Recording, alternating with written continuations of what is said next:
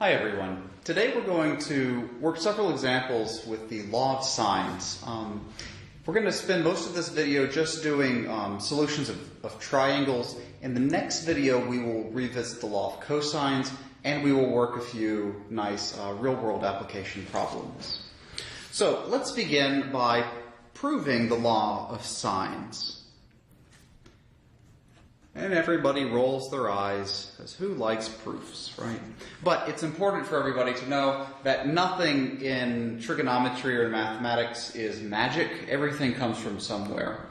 Also, if you understand where it comes from, it will help you kind of see the connections between the ideas from the law of sines and the previous things that we've done in trigonometry. It's not just something that appears out of nowhere. It's not just a magical formula that you have to memorize to get the grade that you're looking for. So to begin by proving the law of sines, we're going to draw a generic triangle. Who knows what it actually looks like, but we'll prove it for something that looks like this. Triangle ABC. This side length is of course labeled little a. This side length is labeled little b. And this other side length is labeled little c. And to prove the law of sines, step one here is going to be to drop a height.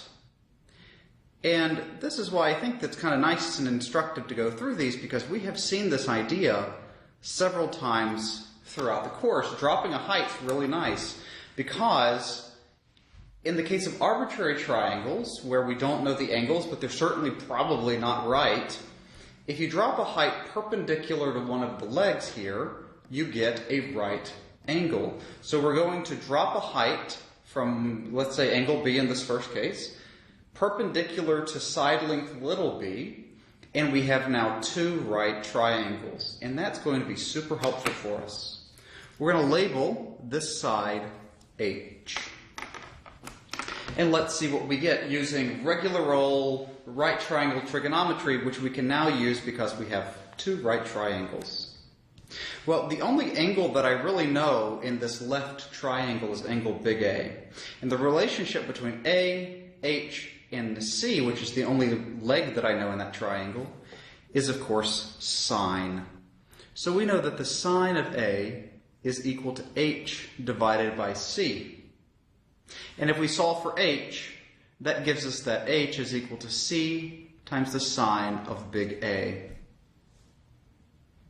Let's do the same thing, but for this right triangle. The only complete information that I have is angle C. I know H, and I know little a here. So what's the relationship between big C, H, and little a? That's also sine. But now we get sine of big C is equal to H, which is the opposite, divided by my hypotenuse, A. Solve for H. We get that H in this case is equal to A times the sine of big C. And a wonderful property about H is that it is equal to H. Yeah? So these two quantities are in fact equal. We have that C times the sine of A is equal to A times the sine of C. And let's get all the A stuff on the left and all the C stuff on the right. We get sine A over A equals sine C, big C, over little c. And that should look familiar now, I hope. Let's get the other one. How do we get the other one?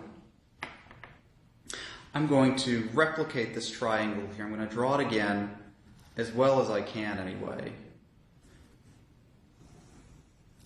Here's A, B, C, little a, little b, little c.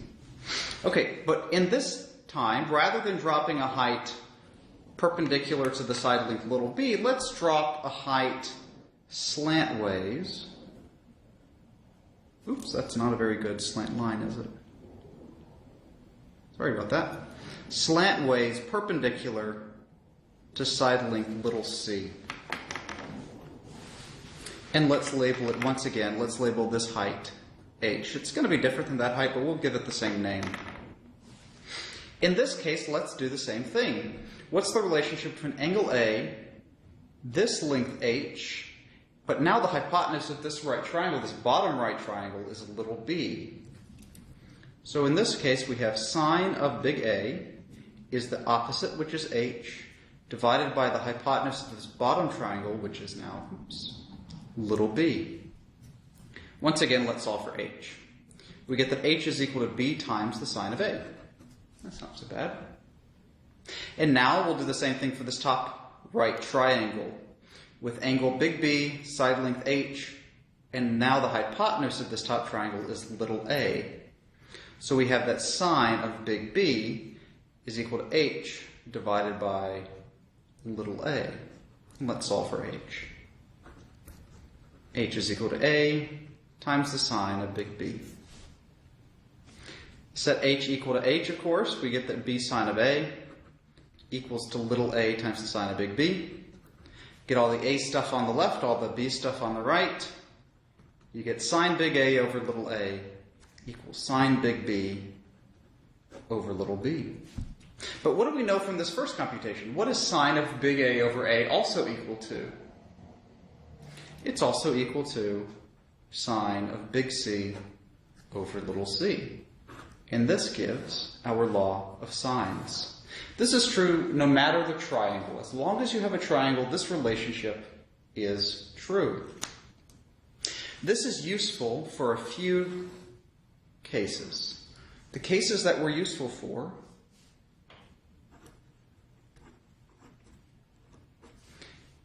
are side angle angle, angle side angle, and angle side side. And everyone knows what this one means, right? That means that we have a possible ambiguity.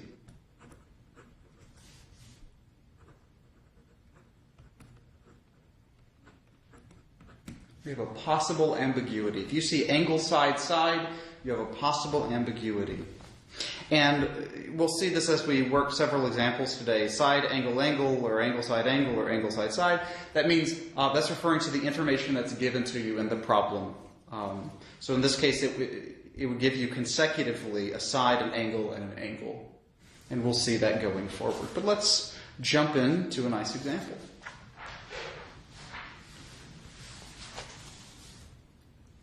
All right, let's begin. Consider the triangle ABC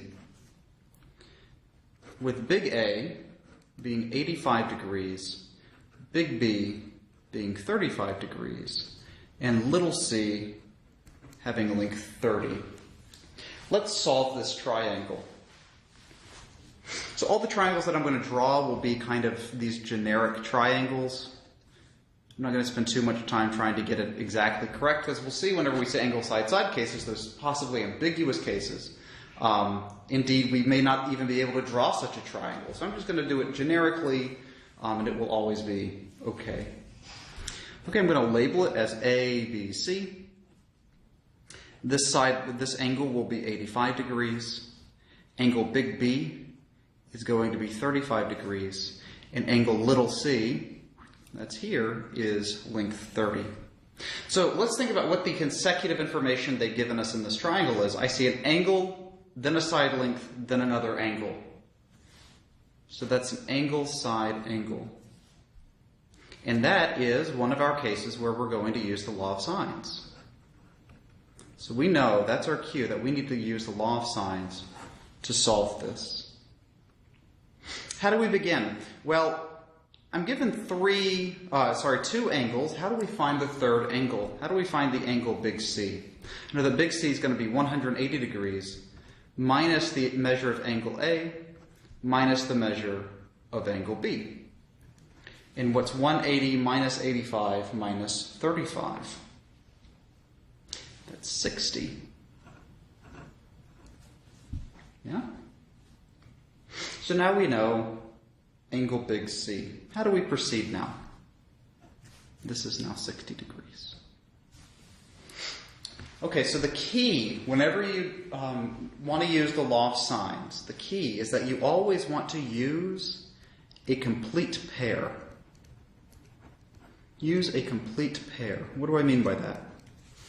we need a sine of an angle divided by the corresponding side length, right? We need at least one complete pair of information to use the law of sines. One of those pairs has to be complete. Either sine A over A, we need to know both big A and little a. Sine B over B, we need to know both big B and little b. Sine C over C, we need to know both big C and little c. We need to have a complete pair. So where's our complete pair here? Well, I have 60 degrees and its opposite side length, don't I? So my complete pair is going to be sine of 60 degrees divided by 30. So this is going to be sine C over little c, isn't it? What do I know that this is equal to? Let's begin by finding little a. So it's going to be equal to sine of 85 degrees divided by little a. Little a's here, little b's here. So now a is equal to 30 times the sine of 85 divided by the sine of 60. Degrees. And if you plug this into your handy-dandy calculator, don't forget, you see degree symbols, you better be in degree mode, right? So we plug it into a handy-dandy calculator, we should get 34.51. And this isn't degrees, this is little a, so this is a side length of a triangle. All right, so now let's go after little b. Now we know little a, let's find little b. One warning here is that we cannot use the Pythagorean theorem because none of these angles are 90 degrees, and if you don't have a right angle, you can never use the Pythagorean theorem. So don't do it. It's a trap.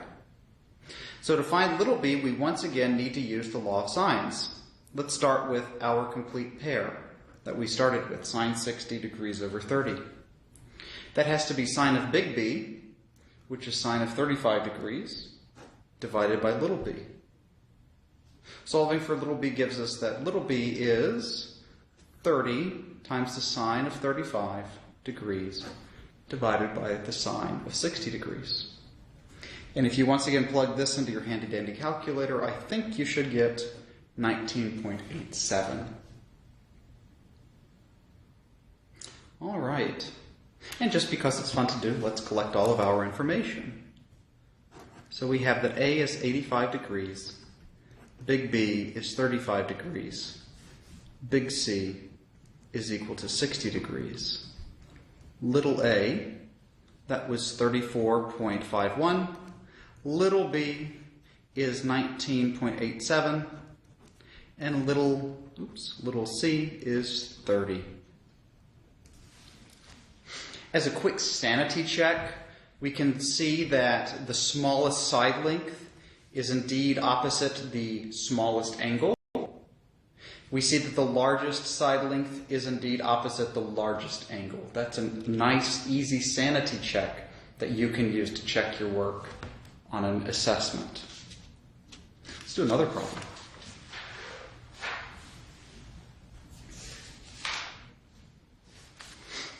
Let's consider triangle.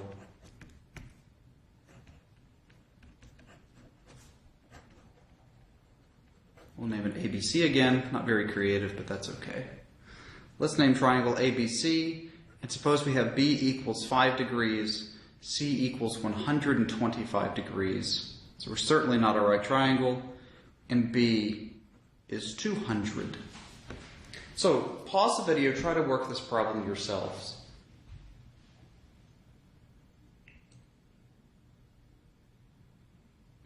All right, let's see what we have.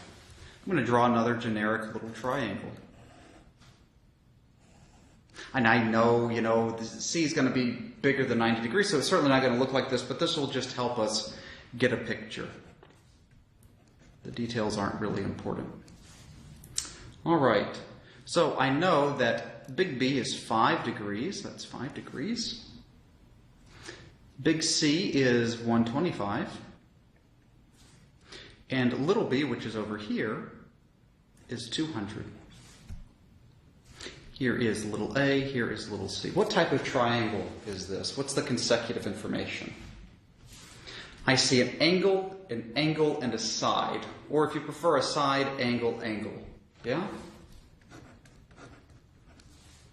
This is law of sines. This is one of our cases where we want to use the law of sines. And once again, we run into the fun case where we have two angles and we can immediately get a third, right? We have two angles, we can immediately get the third. So let's go ahead and find angle A.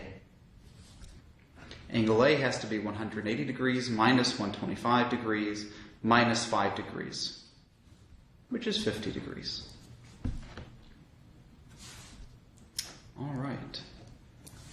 Let's start. We know that for law of sines, I need to use a complete pair. I need to go find a complete pair of information. Where's my complete pair of information? Well, I see it's 5 degrees. The opposite side length is 200. So my complete pair will be sine of big B divided by little b. Or if you prefer, let's write it down as sine of 5 degrees divided by 200. What does this have to be equal to by the law of sines? Well, let's start by finding little c. It doesn't matter. So we get that this is equal to sine of 125 degrees divided by 200.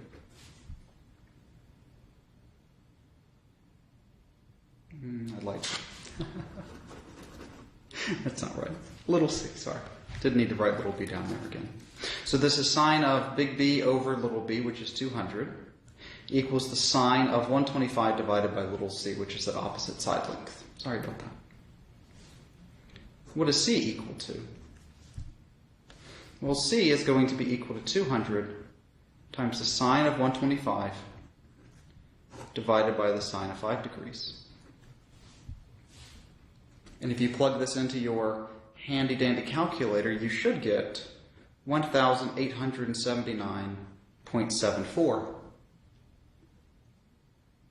How do we find, so we found, let's see, little b, little c. How do we now go about finding little a? Remember, you cannot use the Pythagorean theorem. So we have to once again use the law of sines. So we have sine 5 degrees divided by 200 equals to, well, we want little a, so I need to put big A, which is 50 degrees, divided by little a. Little a is equal to 200 times the sine of 50 degrees divided by the sine of 5 degrees. And if you put this into your handy-dandy calculator, I think that you get 1,757.87. And let's make our little table. It's good practice. So, angle big A is 50 degrees, big B is 5 degrees, big C is 125 degrees. Little a is 1,757.87. Little b is 200. And little c is 1,879.74. And once again, our sanity check checks out. The smallest side length is opposite the smallest angle, and the largest side length is opposite the largest angle. So that certainly works. Let's do another example.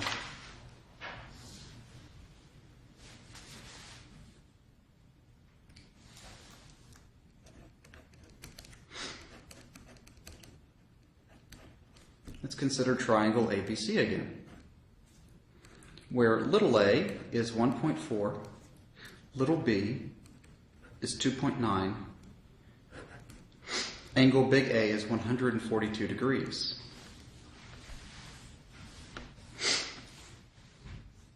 Let's draw a generic triangle and see what we have. Here's ABC. A is 142 degrees. Little a is 1.4. Little b, 2.9. So, what's the consecutive information in this problem? It's angle, side, side. And we know what that means. This means that we have a possible ambiguity. So we need to be careful. You need to be really careful. I see an angle side side. We know that we're going to have a possible ambiguity here. Well, we're also out of the nice condition that we had in the last two problems, where we could immediately find another piece of information, namely one of the other angles, right? In the previous two problems, we had two angles that were given. We could find the third by subtracting the sum of those from 180. But in this case, we can't. So let's see where some of this ambiguity, excuse me, let's see where some of this ambiguity comes from. Let's use a complete pair. We need to use a complete pair. Always, always. Our complete pair in this case is going to be sine of 142 degrees divided by 1.4. This is going to be equal to, what's the next good candidate?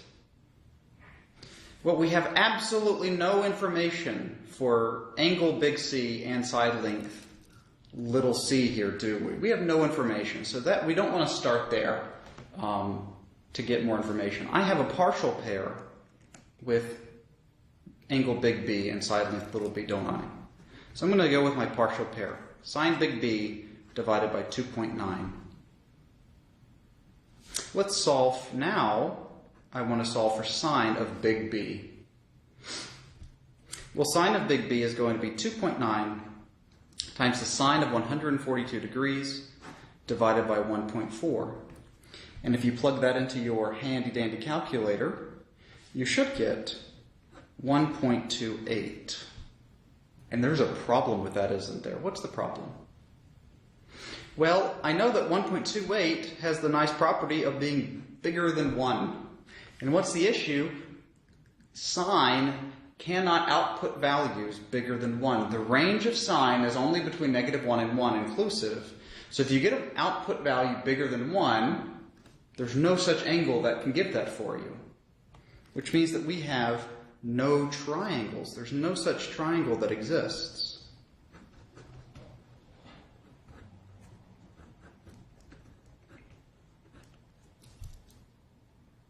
Let's see another reason. We can actually have seen that kind of from our picture here.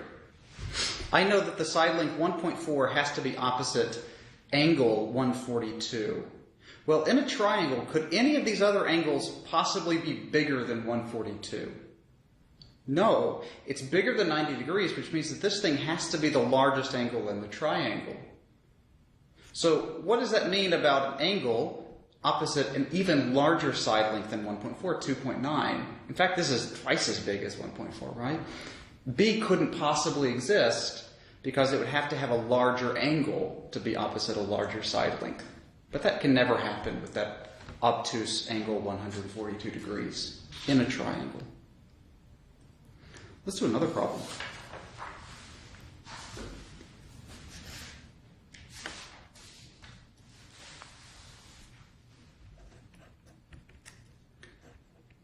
Let's consider another triangle. We'll name it ABC because we're lacking creativity today. Little a is equal to 7. Little b is equal to 28. Big A is 12 degrees. Let's draw a generic triangle. This is big A. Here's big B, big C. Little a is 7. Little b is 28. Big A is 12. And immediately we notice, similar to the previous problem, we have an angle, a side, and a side. So we have an angle, side, side triangle, and we know what that means. That means that we have a possible ambiguity. So we need to be really careful. Possible ambiguity. Well, what's our complete pair here?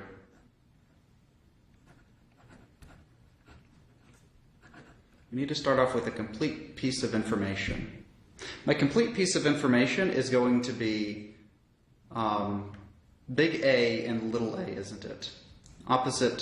This opposite angle and its little side length is going to have the only piece of information whose pair is completed. So we have sine of 12 degrees divided by 7 has to be equal to, where do we want to go now? As with the previous problem, we want to start off with the next partially complete pair. I have little b, but I don't have big B. So let's start there. And now let's solve for sine of b. So sine of b has to be equal to 28 sine of 12 degrees divided by 7. So what's sine of b equal to? I think sine of b should be something like 0.8316. Now we're in business, right? This is between -1 and 1, so there is an angle that gives us, it gives an output from whenever you put it into sine, there is an angle whose sine is 0.8316. And let's see where some of this ambiguity comes from. Let's see where the ambiguity is. What could happen here? Well, I drew my favorite circle, the unit circle. Let's draw a possible angle B. So here's a possible angle B, and I know it's going to have a y value, y equals, because it's a sine, right? Sine's the y value on the unit circle. It's going to have the y value 0.8316. But the issue here is this. Is this the only angle whose y value on the unit circle is 0.8316? No, there is another one, and we've seen this idea before in this course. There's another one over here. So we have two possible angles. One of the angles is going to be computed by grabbing the arc sine. So one of the angles will be B is the arc sine of this stuff here. And I think that that's going to be 56.27 degrees. Or, how do we get this angle here? If we remember from our trig equation video, we need to subtract the angle from 180 degrees. Because I know this angle here is the same as this angle. So if I travel all the way 180 degrees, and then I rotate clockwise by that angle B here that I have, I'll get the angle that I'm looking for. So the other contender is B equals 180 minus 56.27, which is 123.73 degrees.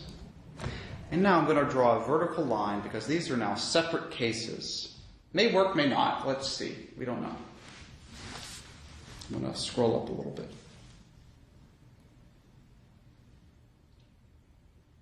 Okay. So if big B is equal to 56.27, big A is 12 degrees. In this case, what is big C? Well, big C is going to be 180 degrees minus 56.27 degrees minus 12 degrees. And if you plug this into a calculator, you should get 111.73 degrees. What do you get over here? What is big C equal to in this case? It's 180 degrees minus, well, big B here is 123.73 degrees minus A, which is 12 degrees. You plug it into your calculator, it's 44.27 degrees. So they both work. Each choice of big B gives a possible output for big C. That means that we have two triangles. So in this ambiguous case, we have two triangles that have appeared that are perfectly good candidates. We need to use the law of sines to solve both of them. So what's our complete pair? Let's go back to our triangle. Our complete pair is sine 12 degrees over 7.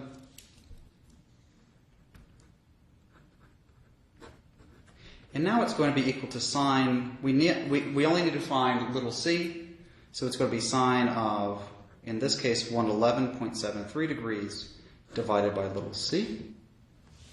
So in this case we get, let me scroll up some more, we get that c is equal to 7 times the sine of 111.73 degrees divided by the sine of 12 degrees. Which should give you 31.28 as your side length there. In the second case, on the right-hand side, I know that I'll have sine of 12 degrees, which is sine A over A will equal to sine of C, but in this right-hand case, it's going to be sine of 44.27 degrees divided by little c. If we solve for little c in this case, we get that little c is equal to 7 sine 44.27 degrees divided by the sine of 12 degrees. And if you plug that into your calculator, you should get 23.5. So now we have solved both possible triangles. Because we're being diligent with this, let's write both solutions down. What's case 1? Case 1, we have A, B, C. Big A, big B, big C. What's big A? It's 12 degrees in case 1. Case 1, big B was 56.27 degrees. Big C is 111.73 degrees. Little a was given as 7. Little b was given as 28. And we found that little c would be 31.28. That's case 1. What's case 2?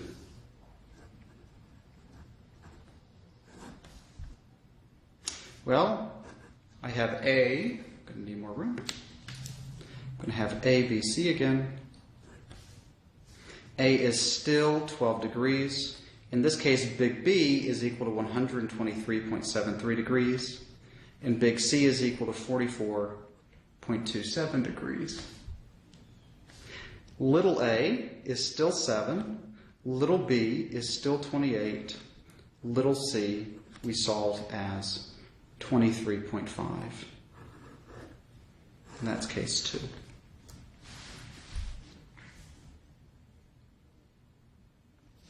All right, let's do another one.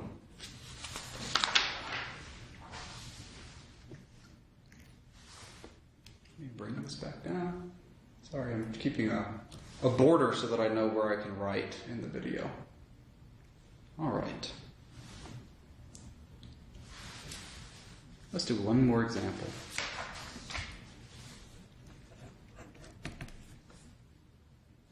Let's consider one more triangle. I know we're bored with this, but just one more.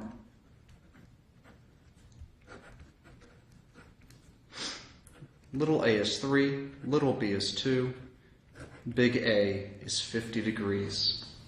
I want you now to pause the video.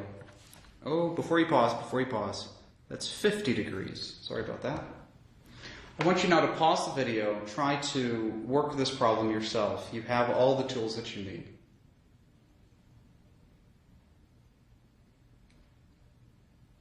Okay, so let's begin by drawing a generic triangle.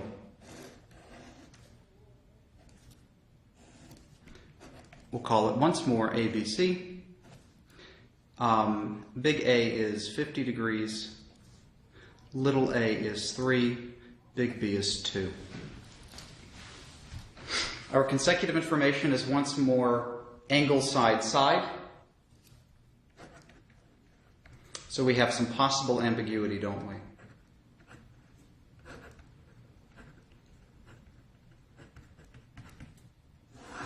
So let's be careful. We need to find our complete pair.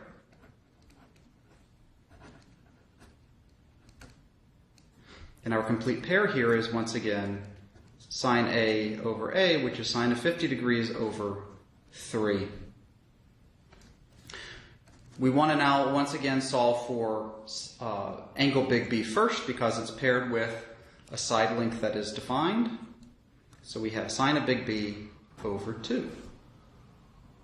If we solve this for sine big B, we get sine big B is equal to 2 times the sine of 50 degrees divided by 3. And if you plug this into your handy-dandy calculator, we get 0.5107. And we're in business, aren't we? This is between -1 and 1, so there is at least one angle big B that gives us a sine of 0.5107. And let's remember the issue with our ambiguous cases. In our unit circle, here's a possible, here might be what angle big B looks like, that intersects the unit circle at y equals 0.5107. But there is another angle on the left side of the unit circle in that second quadrant whose y value is also 0.5107, isn't there? So we need to be careful. One of them, we can find this angle big B by using the inverse sine function. So the inverse sine of 2 sine 50 degrees divided by 3 should give you an angle B as 30.71 degrees. But there's a second case. We need to subtract this from 180 to get this other angle here. So 180 minus this guy gives us 149.29 degrees. Let's see what we get. On the left-hand case, what's C? The angle C will be 180 degrees minus big B is 30.71 degrees minus big A, which is 50 degrees. So you get 99.29 degrees. What's angle big C in the right-hand case? We get 180 degrees minus 149.29 degrees minus 50 degrees. And now you get negative 19.29 degrees, right? And that makes absolutely no sense. So we put a frowny face, or a smiley face. I guess you could be happy because we've just cut our work in half here, right? This triangle is not possible. This angle is too big whenever you pair it with an angle of 50. So the sum is bigger than 180, which means that angle big C can't exist. Yeah? Can't exist. So all that we have to do now is solve this left-hand case for little c. So our complete pair we used up here was sine of 50 degrees divided by 3. We set this equal to sine of 99.29 degrees divided by little c. Let me scroll up a little bit. We solve for c. C is equal to 3 times the sine of 99.29 degrees divided by the sine of 50 degrees, which we should get 3.86. And that's it. So in this case, we have one triangle, don't we? Our one triangle has angles big A, big C, or big A, big B, and big C as 50 degrees. Big B is 30.71 degrees. Big C is 99.29 degrees. Little a was given as 3. Little b was given as 2. Little c we found to be 3.86. Once more, let's go through our sanity check. The smallest side length is opposite the smallest angle. The largest side length is opposite the largest angle. So we didn't make any mistakes from a sanity perspective.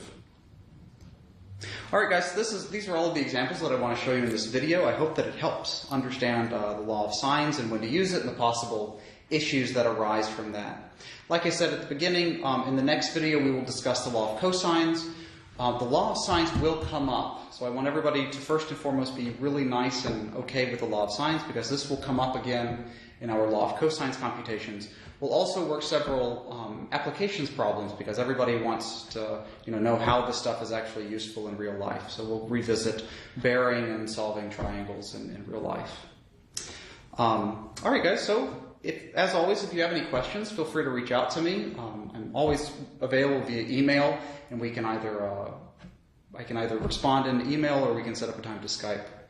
So I appreciate you watching, and I look forward to seeing you in the next video. Thanks.